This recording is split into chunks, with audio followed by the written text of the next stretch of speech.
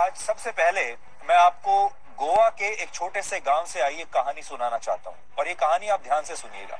यहाँ 10वीं क्लास में पढ़ने वाले एक 16 साल के लड़के के मोबाइल फोन की स्क्रीन टूट गई।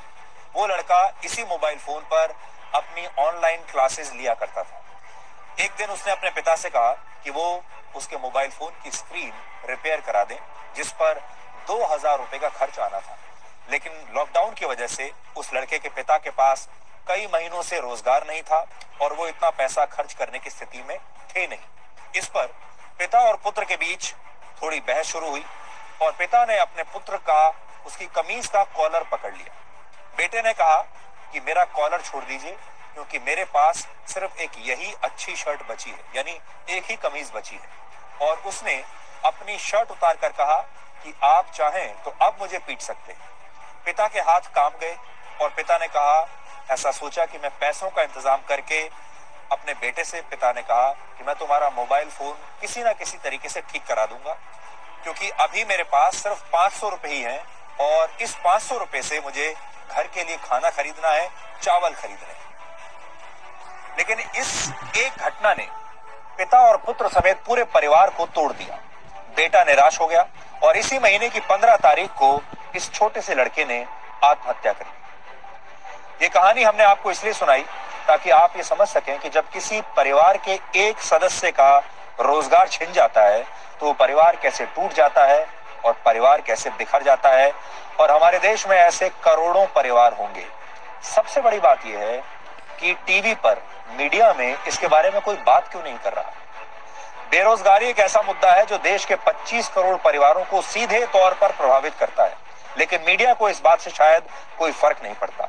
आपको ऐसी खबरें तो दिखाई जाती हैं जो आपका समय बर्बाद करती हैं, आपका मनोरंजन करती हैं, आपको रियलिटी एंटरटेनमेंट दिखाती हैं। लेकिन हम इस सोच को बदलना चाहते हैं और इस बदलाव की शुरुआत हम अपने आप से करना चाहते हैं। और आप जानते हैं सारे न्यूज चैनल्स टीआरपी के पीछे ही तो भागते हैं और टीआरपी लेने के लिए ही तो आपको इस तरह के कार्यक्रम दिखाते हैं, इस तरह के डिबेट दिखाते हैं जिनको सुनकर आपके कान के पर्दे फट जाएं।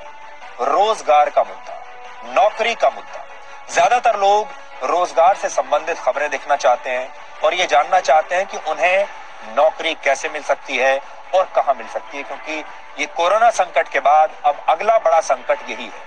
हमने इस पर बहुत विचार किया और सोचा कि हम इस बारे में आपकी क्या मदद कर सकते हैं, सूचना देने में क्या मदद कर सकते हैं, क्योंकि मीडिया का जो पहला काम होता है वो होता है आप तक सही सूचना पहुंचाना और देश के युवाओं को ये बताएगा कि नौकरियों के क्षेत्र में उनके लिए कहां और कितने अवसर इस समय उपलब्ध हैं।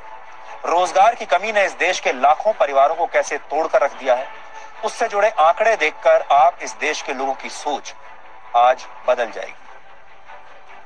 क्या आप जानते हैं भारत में हर दिन 10 लोग सिर्फ इसलिए आत्महत्या कर लेते हैं क्योंकि उनके पास नौकरी नहीं है। रोजगार के अभाव में आत्महत्या करने वालों में औसतन 9 पुरुष और 1 महिला होती है। अकेले वर्ष 2018 में 12,000 से ज्यादा लोगों ने रोजगार न मिल पाने की वजह से आत्महत्या कर ली थी। भारत में वर्ष 2019 में यानी पिछले साल कुल 1,39,000 लोगों ने आत्महत्या की थी और इनमें से 10% से ज्यादा लोग बेरोजगार थे। 2019 में ही भारत में 10,000 किसानों ने भी फसल खराब होने और कर्ज के दबाव में आत्महत्या कर ली थी। अब आप सोच सकते हैं इन सारे लोगों के परिवार कैसे टूट चुके होंगे। और यहाँ ये सब हम आपको वो लोगों के बारे में बता रहे हैं जिन्होंने आत्महत्या कर ली।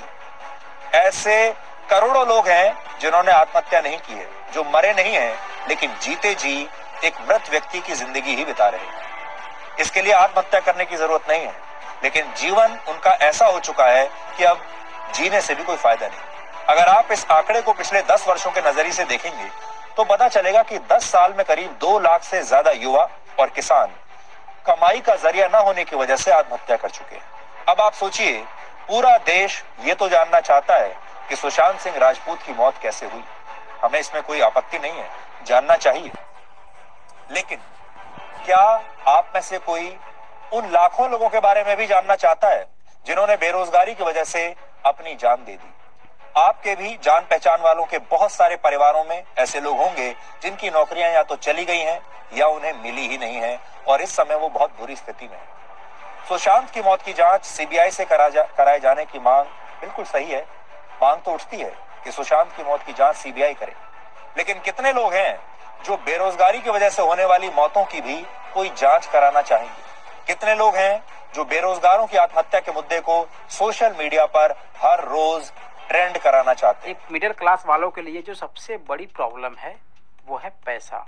अगर उनकी ये प्रॉब्लम सॉल्व हो जाए तो इससे बड़ी चीज उनके लाइफ में कुछ है ही नहीं, और पैसों की वजह से ही न जाने कितने संबंध टूटते हैं।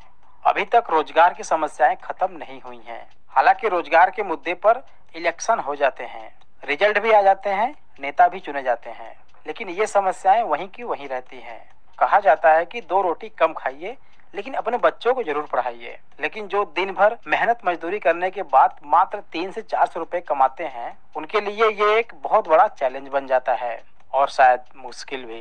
किसी तरह से बच्चे 10वीं 12वीं तक पहुंच भी जाते हैं तो उतने से देश के सबसे बड़ी बेरोजगारी समस्या में उस लेवल के अनुसार जॉब मिलना मुश्किल हो जाता है, और ये सालों से होता चला आ रहा है। और तो अब यहाँ तक भी मिडिल क्लास वाले कहते हैं कि ज्यादा पढ़ लिख कर कोई फायदा नहीं है, जब तुम्हें बेरोजगारी के नाम पर ठोकरे खाने ही पड़ेंगे।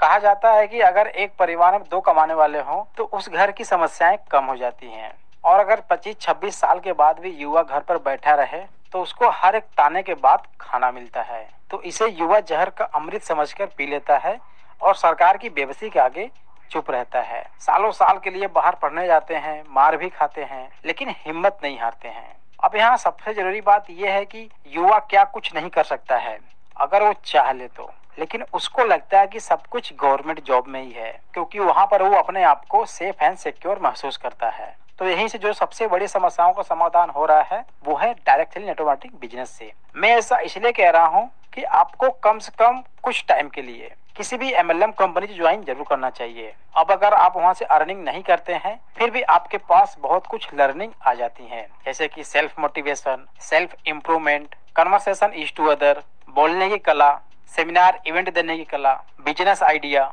लोगों को कन्विंस करने की power, how to deal with rejection, और आप खुद में एक लाइफ कोच बन जाते हैं। और ध्यान रहे कि जब आपके पास इतना सब कुछ आ जाएगा तो आप 400-500 के लिए मोहताज नहीं रहेंगे।